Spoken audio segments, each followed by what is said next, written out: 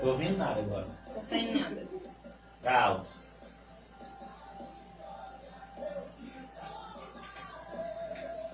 E aqui eu sou meio surdo. Só que o senhor vai, quando o senhor estiver falando, o senhor vai ouvir só a voz, não vai ouvir fundo. Tá. Porque quando liga na mesa, tem que desligar o fundo musical Tá. pra ficar só a voz. Caio, Caio, eu não vou estar acompanhando aqui. Se aparecer pergunta aí, tu dá um legal pra mim que eu entro aqui no Facebook, tá? Agora deu. Já estamos lá, Marcelo, no Facebook. Né? Pode. Já? Pessoal. Quero mandar aí um alô especial para os nossos amigos do Facebook, que nessa tarde você possa, juntamente conosco, interagir a respeito desse tema muito importante, que é o tema autismo. Né? Estamos aqui para clarificar o assunto, né? Para trazer conhecimento a respeito dessa demanda tão importante, tendo em vista que 1% da população mundial pode estar ou ter o autismo. Então, se ainda não tem na família, um dia vai aparecer, porque é uma condição humana, é uma maneira de existir de cada pessoa. Então, a coisa importante é ter conhecimento para dar qualidade de vida. Então, vai compartilhando aí para ter um alcance melhor. É isso aí, meus irmãos. Nós já estamos aqui nos estúdios da Rádio Boas Novas FM 99.7 em Senador Guiomar, recebendo hoje a ilustre presença aqui do nosso amigo evangelista e psicólogo clínico Marcelo Lopes. Aí nós vamos estar aqui, como ele disse, abordando um tema muito propício aos nossos dias, né? Uma realidade que muitas pessoas ainda não conhecem. Bendito seja o nome do Senhor. Então compartilhe essa live, vem conosco, né? Divulgue aí para o número máximo de pessoas, para elas também nos acompanhar nessa tarde. Aí quando tu publicar, tu marca o meu Face lá. Vai ter um retrato aí, nossa. Mas é ruim que se nós ficar gordo, tu apaga. Então não vou nem tirar. O que ela quer dizer com isso, hein? Ela quer dizer alguma coisa. Ela quer dizer alguma coisa do senhor. Peraí, deixa eu ficar de frente pra ver se eu fico mais magro.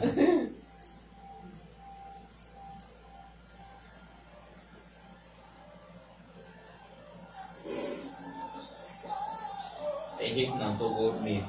Maravilha de Deus, é isso aí, já estamos de volta, meus amados irmãos, recebendo aqui nos estúdios da Rádio Boas Novas FM, meu amigo evangelista, né, psicólogo clínico Marcelo Lopes, que veio uma vez mais aqui conversar conosco nesta tão grande obra e nos trazer uma palavra, né, nesta tarde sobre um tema muito importante. É uma alegria recebê-lo aqui novamente, juntamente com a sua esposa missionária Nayara. Deus abençoe a vida desse casal de forma grandiosa, né? São bênçãos de Deus em nossa vida e é bom tê-los aqui, Marcelo, novamente.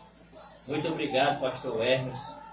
Estamos sempre aqui para somar nesse programa tão top, né?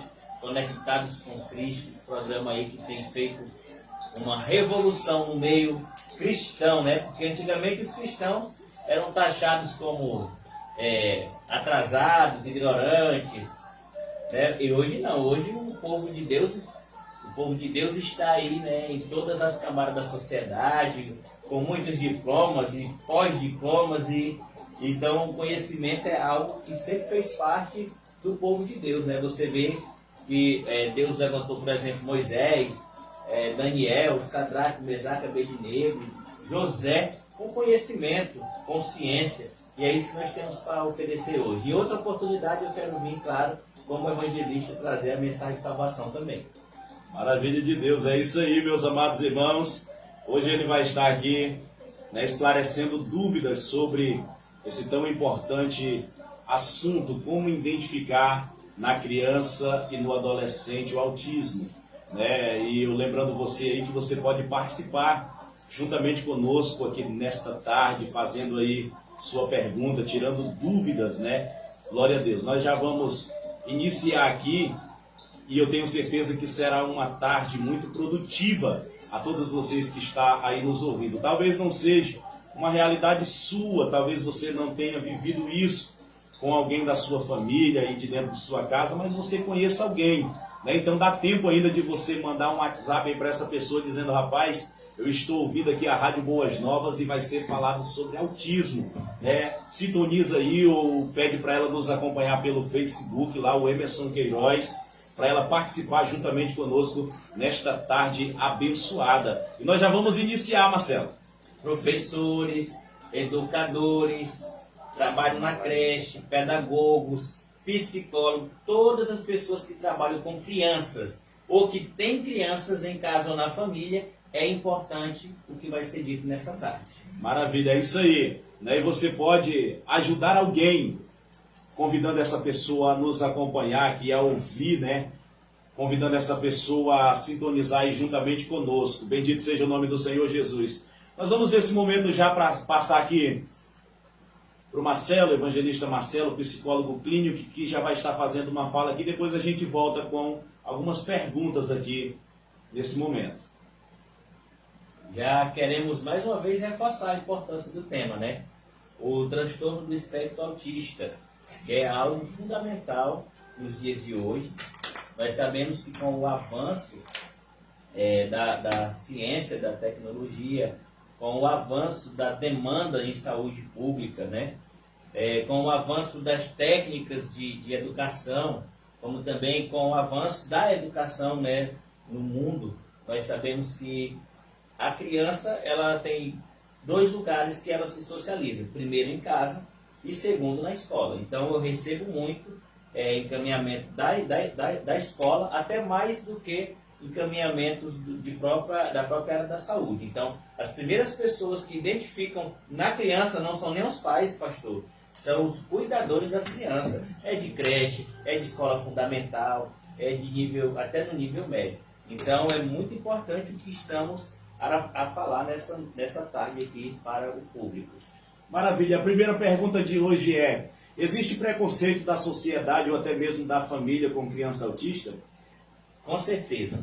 O estigma da pessoa doente mental, ela fez assim uma segregação, ela separou muitas das vezes as pessoas diferentes. Um exemplo que não é idêntico mais, por exemplo, os rancenianos, né? Há 30, 40 anos atrás, 50 anos atrás, nós tivemos aqui no nosso estado uma colônia onde eles segregavam essas pessoas. Pegavam pessoas com suspeita ou rancenianas e jogavam lá. E que vivessem ao léu, sem o auxílio do Estado, de fato, da educação. Teve pessoas que foram tiradas e jogadas lá. Mesma coisa acontece com pessoas quando elas agem diferente, quando elas existem de uma maneira diferente. Então, uma criança autista, ela é diferente, mas não significa que ela deve ser discriminada, né? Então, o preconceito é a primeira barreira que a família tem que enfrentar. Porque geralmente o pai e a mãe, ele vê que a criança é diferente, alguém comenta: olha, essa criança é diferente, ela não está se comportando. Não, isso é besteira. E às vezes não é. Então, quanto mais rápido essa criança for avaliada e de fato seja diagnosticada, a vida dela pode mudar completamente. Então, o primeiro preconceito é dos pais. Então, chegam muito para mim e dizem: meu filho é normal. Quando você vai olhar, você vê de cara que a criança não funciona normalmente. Entende? Ou então, às vezes, a mãe aceita o diagnóstico, corre atrás do tratamento e o pai diz: não, meu filho não tem nada não. Entendeu? E aí, quando essa criança chega na escola, não tem para onde correr. O professor vai identificar, o inspetor, o diretor, porque essa criança passa horas ali. Então, eles conseguem ver que a criança não funciona bem. Então, o preconceito é muito grande ainda, né? Mas nós estamos aqui justamente para isso, para derrubada desse preconceito, dessa ignorância que ainda tem muita gente que age assim, não só com autismo, mas com outras classes de pessoas também. É fato, né? Lamentavelmente nós vivemos em uma sociedade preconceituosa, né? Com tudo, né? Com tudo. Religião, em tudo há o preconceito, né? E o autismo é mais comum em qual sexo, masculino ou feminino? de acordo com as pesquisas, né, geralmente começam a ser diagnosticado ao longo dos anos, e aí o autismo ele é prevalente, né, no público masculino. Então ele é 4 vezes mais identificado ou identificável no sexo masculino. Então para cada 5 autistas, 4 é menino. É isso aí, né? É uma dúvida que eu acredito que muitas pessoas tinham, né, até ouvir agora, e muitas pessoas desconheciam. Eu, particularmente, desconhecia essa informação, né? Olha, uma coisa interessante, pastor. Eu já lhe contei, vale a pena contar de novo aqui, que como estamos em rádio aberta, né, está indo em milhares de lugares, o senhor vai lembrar que eu acho que em 2018, se não me engano, eu fiz uma ação social na sua igreja, e nós fizemos atendimentos, né? Eu atendi algumas famílias aqui, e naqueles atendimentos eu atendi uma mãe que a escola a professora tinha falado, tinha feito um encaminhamento assim: mãe, leva a criança para o psicólogo porque ela não age normalmente. Quando surgiu a ação social que ela soube, essa mãe, que é daqui do Quinari também, me procurou lá na ação social. Eu atendi e falei para ela: seu filho tem critério diagnóstico para autismo. Aí eu encaminhei para o neuropediatra. Resumindo, a criança hoje recebe um benefício, porque realmente ela era autista. Aí recebe também o benefício lá de ter um professor especial na sala dela, para ajudá-la a aprender da maneira que ela consegue. Então, é muito importante, né? Você vê que no diagnosticar muda a vida da pessoa. Então, se aquela mãe não vai naquela ação social, se nós não tivéssemos feito aquele atendimento, talvez essa criança até hoje ainda estaria sofrendo e os pais, às vezes, não saberiam como agir. Fato, né? Nós estamos também aqui com a missionária Cristiele, que faz parte aí do ensino especial. E sempre quando a gente chega, né, em conversar assuntos iguais a este, ela sempre relata exemplos que tem diariamente na escola. Sim. Né? Como foi dito aqui, às vezes é difícil de ser diagnosticado pelo pai, pela mãe em casa, porque passa desapercebido muitas vezes, né? Mas com a ajuda do profissional, o professor que está lá vendo, né, passando momentos com essa criança, com esse adolescente, às vezes ele consegue perceber coisas que o pai e a mãe fogem de ver, né, de notar. Os pais, eles não é que eles não queiram, mas, por exemplo, a jornada de trabalho do pai e da mãe, às vezes só vê essa criança à noite, né? Ou então também tem a questão do próprio preconceito de saber que meu filho é diferente e não querer encarar isso com a realidade. Então, acontece 2 extremos no consultório. Ou a mãe chega dizendo assim: olha, eu quero aposentar esse menino porque eu acho que ele é louco. E a gente vai lá fazer a avaliação psicológica e a criança não tem nenhum problema. Ou é alguém que já quer usar essa criança para ganhar um benefício lá no INSS, né? Ou é alguém que chega e diz: não, meu filho não tem nada, mas a professora disse que era para mim vir aqui, e eu vim. E aí a gente faz a avaliação e percebe que a criança tem sim uma psicopatologia, uma síndrome, algo que está afetando clinicamente sua maneira de existir. Então é importante o diagnóstico para que haja uma qualidade de vida. É isso aí, né? Lembrando você que está aí nos ouvindo que você pode participar aqui fazendo a sua pergunta, tirando dúvidas com o especialista. Né? Você pode estar ligando aqui no número 32 32 22 45 ou mandando a sua mensagem via WhatsApp, né? No número 999759895, repetindo, 999759895, ou nos grupos oficiais aqui do programa, né? Ou da Rádio Boas Novas FM, ou do programa Conectados com Cristo. Nós vamos reproduzir aqui a sua pergunta ao especialista e ele vai estar respondendo, tirando dúvidas aqui nessa tarde. Né? Missionária Cristiele, fale um pouquinho para nós da experiência de trabalhar na área. Cumprimento todos com a paz do Senhor, né? E também quero mandar o meu boa tarde para todos que estão nos acompanhando através deste programa e também nas redes sociais, né, no Facebook. Quando eu subi do tema dessa palestra, eu fiquei muito motivada em estar aqui presente, porque é algo que eu vivo diariamente. Eu já trabalho há 5 anos nessa área com crianças com necessidades especiais e, para falar a verdade, eu aprendo mais com elas do que do que elas comigo, né? É um aprendizado todos os dias e isso nos traz essa oportunidade desse programa. Sim. Hoje.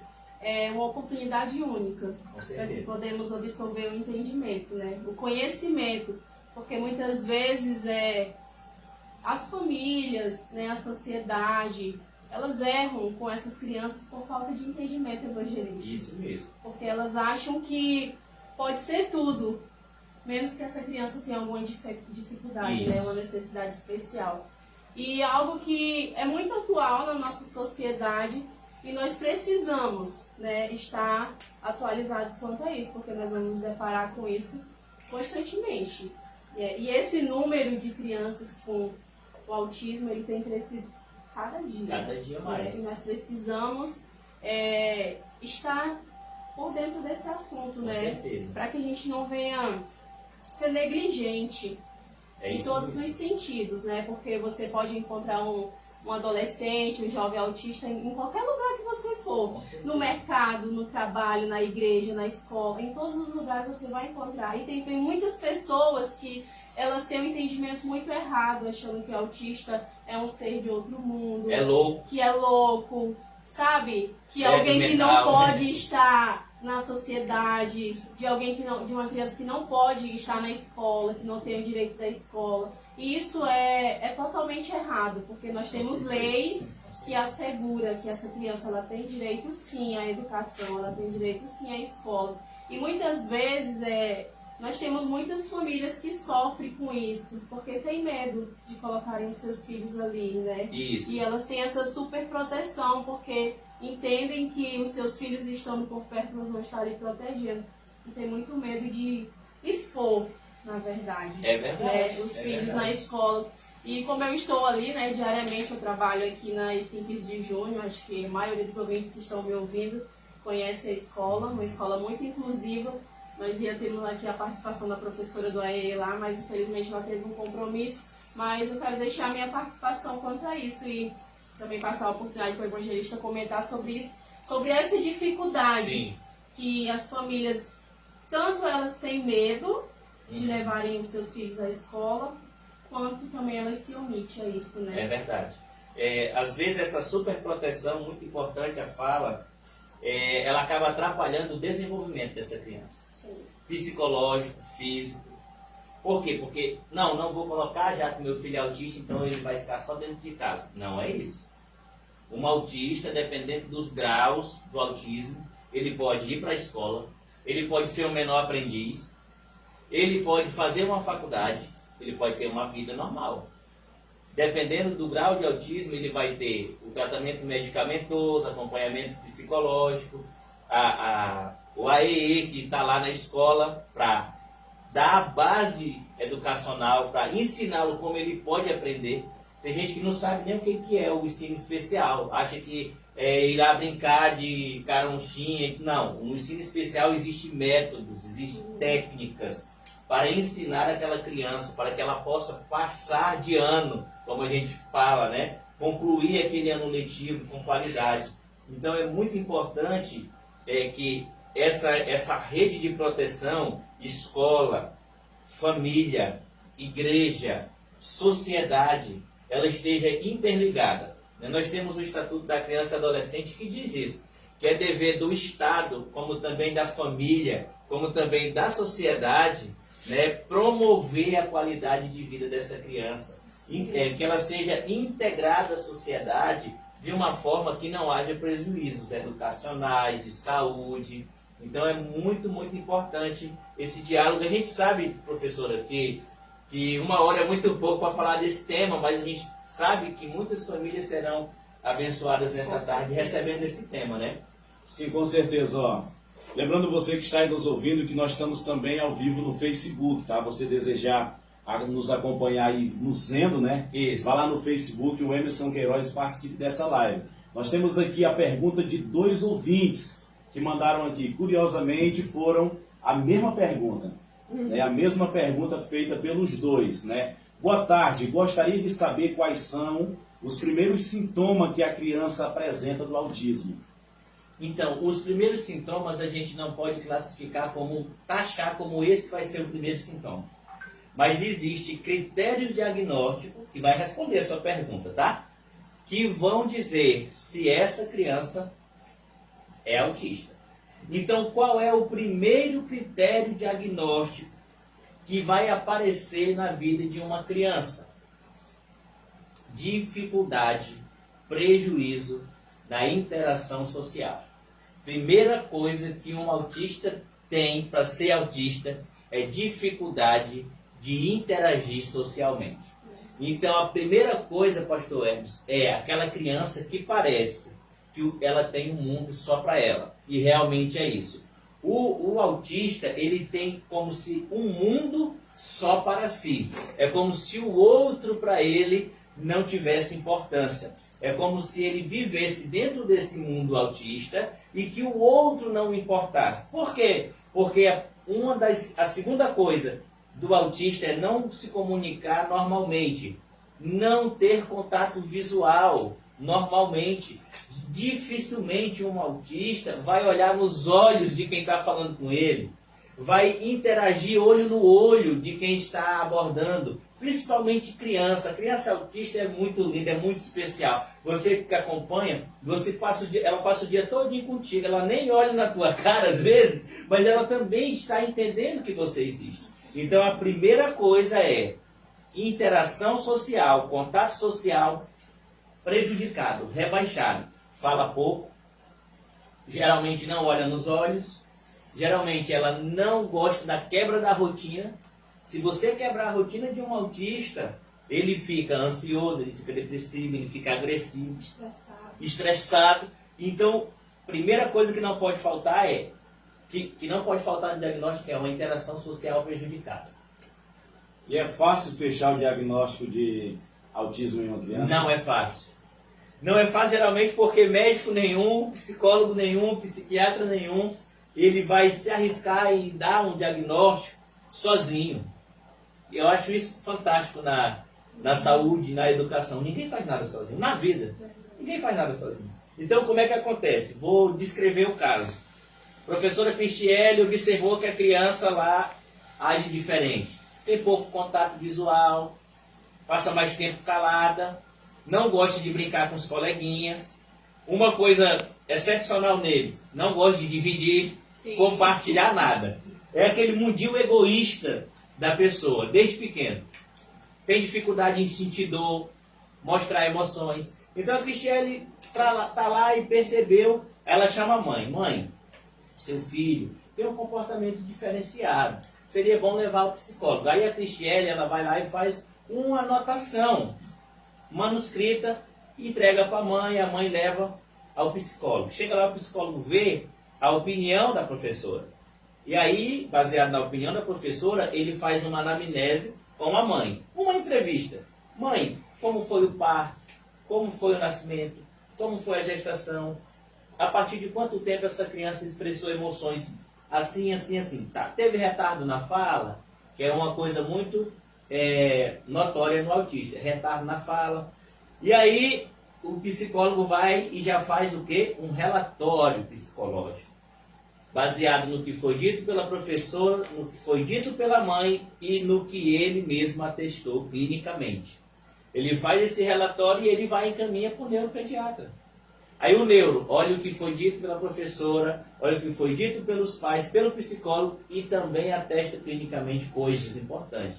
Assim podemos chegar num diagnóstico diferencial do espectro autista. Então não se dá diagnóstico por um só olhar, seja só educacional ou mental, ou médico. Então, não é fácil, é um grande desafio. Hoje mesmo batemos contra o preconceito, não queremos aceitar o outro como diferente. Então, não é fácil. Por quê? Porque precisa dessa rede de proteção interligada.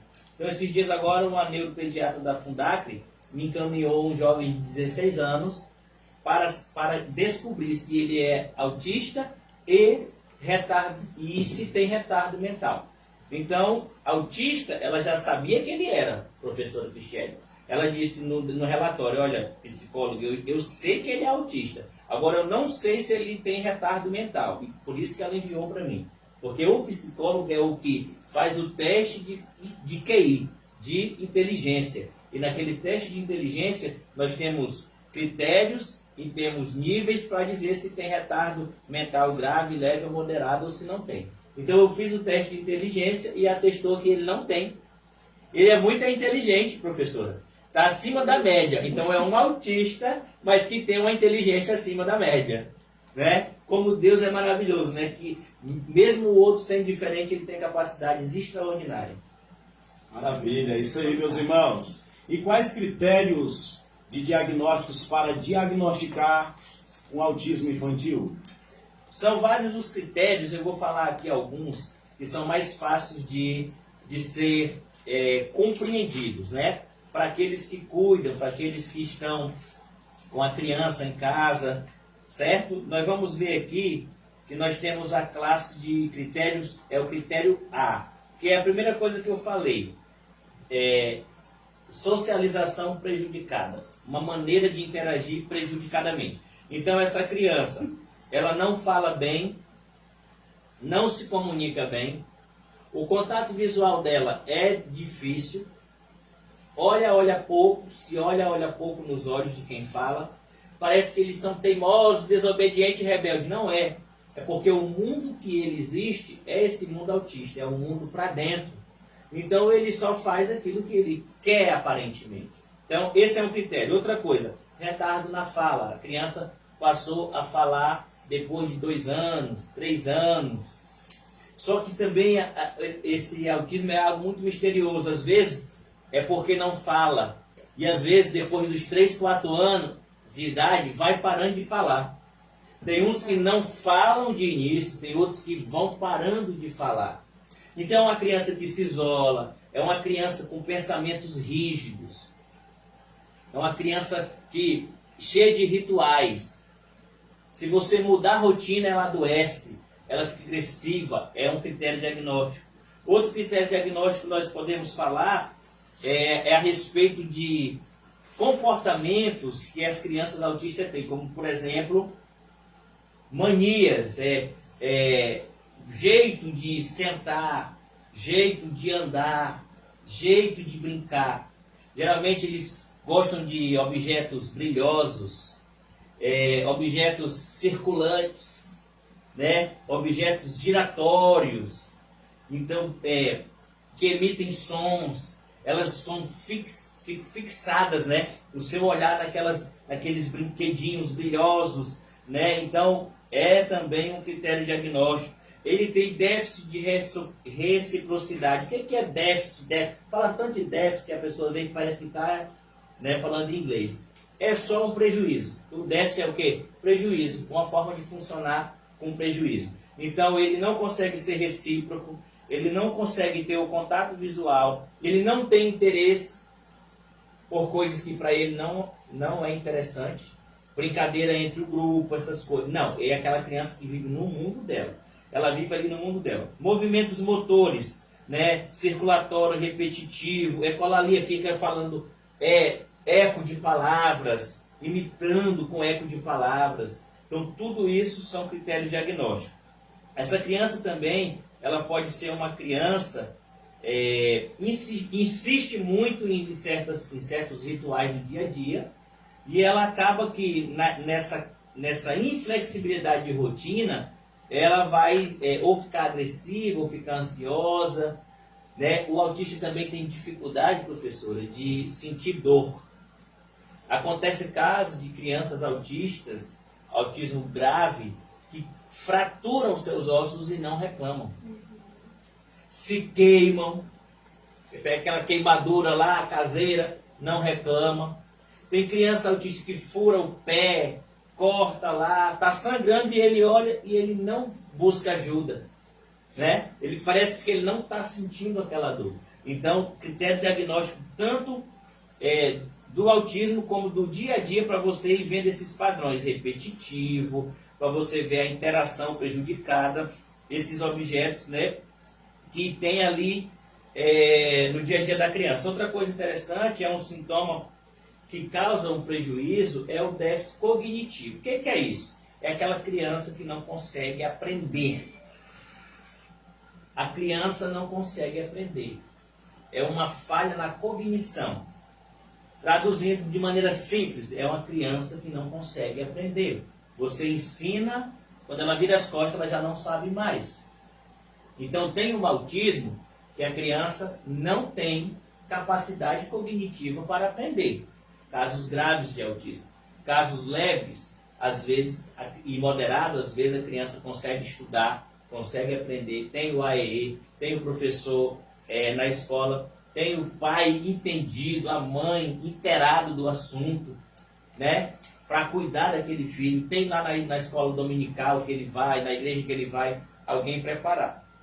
Então esses critérios, né? Déficit de atenção, déficit de comportamento, também dificuldade de desenvolver e compreender relacionamento, padrão restritivos e repetitivo de comportamento, inflexibilidade da rotina. Tudo isso são déficits que são critério diagnóstico para o autismo. Então, tem como ser autista e não ter dificuldade de se relacionar, de socializar? Tem? Não, não tem. Todo autista tem dificuldade de se relacionar, né? Tem dificuldade de socializar e de entrar no mundo do outro. Ele é diferente, ele tem aquele mundo para si. Então essa é uma forma simples de explicar em relação. Mais alguma questão? Vamos prosseguir. Alguém interagiu? Temos aqui mais uma participante agora pelo Facebook. Ela pergunta assim. Deixa eu achar que agora surgiu muitos comentários. Ela pergunta: tenho uma criança de 4 anos. Eu tenho uma criança de 4 anos e ela anda muito na ponta do pé. Pode ser um dos sintomas do autismo? Olha, muito interessante esse negócio da ponta do pé. Quando eu estava na clínica escola, eu passei 2 anos treinando para cuidar de crianças, para depois de cuidar de crianças, né? Então, na clínica escola, eu passei 2 anos sendo treinado para cuidar de crianças. Então, se fala muito no andar na ponta do pé. Mas, gente, isso não é um critério para dar diagnóstico. Tá? Cuidado, cuidado. Primeira coisa, primeiro critério A, é o critério da comunicação social e interação social prejudicada. Esse é o critério A. Andar na ponta do pé, não falar, falar pouco, são critérios? São. Mas tem gente que anda na ponta do pé, tem gente que é a maneira de andar. Eu conheço um monte de gente que anda na ponta do pé e não tem nada de autista. Então, se o seu filho escuta mãe, pai, cuidador, professor, escuta. Se o filho, se a criança, se o adolescente não consegue socializar, não consegue manter contato visual, não expressa suas emoções, tem dificuldade de aprendizado, de fala, ele pode ser autista? Pode. Mas procure o profissional para dar o diagnóstico. Pergunta na escola. A senhora sabe, professora, que tem mãe, tem pai que nunca lhe perguntou nem o seu nome, não tem? Tem, sim. Tem? Pastor, tem. Então, o pai, a mãe, o cuidador, ele tem a obrigação de ir lá na escola. E aí, professor, como é que meu filho está indo? Como é que a minha filha se comporta? Eu lembro do meu saudoso pai, uma vez eu estava fazendo uma brincadeira do nosso tempo, mais ou menos do meu tempo, que eu tenho 35 anos, né? Tinha um negócio, teu pai matou o porco, tu lembra dessa brincadeira? Aí ficava assim, alguém ficava com o olho arregalado e o outro fingia que ia meter o dedo no olho. Não podia piscar o olho, porque senão o pai do outro tinha matado o porco, né? E aí eu estava fazendo essa brincadeira dentro de sala. E eu tentando fazer o menino fechar o olho, e alguém me cutucou e disse, olha para trás. Quando eu olhei, meu pai estava na porta. Entendeu? A importância do pai acompanhar. Meu irmão, eu acho que naquela hora a alma saiu do corpo. Porque meu pai era muito rígido. E graças a isso eu estou aqui hoje, né? Consegui concluir 3 faculdades, consegui me especializar através da educação, da ciência, porque meu pai acompanhava a professora, meu desenvolvimento desde pequeno. Ele me levava na escola, ele ia me buscar, ele perguntava, ele queria saber. E olha, meu pai nunca estudou, ele foi até a 3ª série, na época dos seringais aqui do Quinari, que grande parte daqui era da minha família. Então, o pai precisa estar ali, a mãe precisa estar ali, né, diante da escola, e a escola são os primeiros a detectar. Muito importante, né? O acompanhamento dos pais, eu acredito que não só é importante, mas é fundamental. É fundamental para o conhecimento. E eu acredito que aqui vai pegar um pouco do que o senhor já falou no início, mas quais profissionais trabalham juntos no diagnóstico? Professor, psicopedagogo, pedagogo, diretor da escola. Primeiro grupo social que a criança vai é ali. São profissionais ali. Aí depois nós temos o psicólogo, aí nós temos o neuropediatra, aí nós temos o pediatra, o próprio médico, o psiquiatra. É um grupo, tá? São só esses? Não. Depois que a gente diagnosticar essa criança com autista, e aí só diagnosticou e pronto? Não. Aí ele pode ser cuidado por um fisioterapeuta, porque tem aqueles que têm dificuldade de locomoção, que a gente chama de catatonia, que são aqueles que estão brincando e de repente ficam congelados, que estão andando e de repente eles ficam se equilibrando no nada, né? Ou a criança que tem catatonia, então já é uma coisa mais difícil, mais grave no autismo, mas tem. Então nós vamos ter ali, né, um fisioterapeuta, nós vamos ter ali um terapeuta ocupacional. E as crianças que não conseguem falar ou falam pouco, tem um fonoaudiólogo para ensinar essa criança a falar, a pronunciar melhor. Então é uma rede. Mas quem eu procuro primeiramente? Ou o psicólogo clínico, que é aquele que vai fazer uma avaliação, ou um neuropediatra ou pediatra. Pediatra, neuropediatra, psicólogo. Esses três são os que estão constantemente trabalhando no diagnóstico. São esses três. E de quem eles recebem encaminhamento? Da escola. A escola continua sendo, né, a instituição, no meu ponto de vista, mais importante da sociedade na questão Estado-pessoa, é na escola. Então a escola olha, vê e fala para o pai, fala para a mãe e vai chegar na equipe de saúde. Nós temos mais uma pergunta aqui de mais um ouvinte do programa. Que pergunta assim: eu quero perguntar, a criança não consegue dormir direito à noite e chora por tudo e quer as coisas só para ele. Tipo, eu falo com o meu filho, ele vira as costas. Como eu posso fazer? Qual é a idade dessa criança? Ela falou? Não, mas se você que está aí nos ouvindo puder nos responder aqui, Seria bom ela interagir com a idade da criança. Ela disse que a criança tem insônia, certo? 1 ano e 6 meses. 1 ano e 6 meses pode começar a aparecer já os critérios, viu? Essa criança, ela tem dificuldade de olhar na sua face, ela tem dificuldade de falar e comunicar-se verbalmente. Essa criança, ela tem um padrão rígido de comportamento, faz tudo num ritualzinho ali, não pode ser quebrada a rotina. Pode ser, sim, critério diagnóstico para autismo. Então, o que eu sugiro a essa mãe, essa cuidadora? Procure o psicólogo clínico, procure o pediatra e relate o que você está me dizendo aqui através da mensagem, para que seja feita uma avaliação global do que está acontecendo com essa criança. Mais uma pergunta: onde procurar ajuda se meu filho se comporta diferente ou se a escola se queixar do comportamento da criança? Importante, você procura ajuda onde você mora mais perto. Por exemplo, se você mora no município e lá tem um módulo de saúde, né, o OBS, um AURAP, não tem, mas tem hospital. Procura alguém da equipe de saúde e relata que precisa de uma consulta para essa criança. Se não conseguir pelo público, vai no psicólogo clínico particular, entre em contato, diz: eu quero fazer uma consulta com meu filho, porque eu desconfio de alguns comportamentos.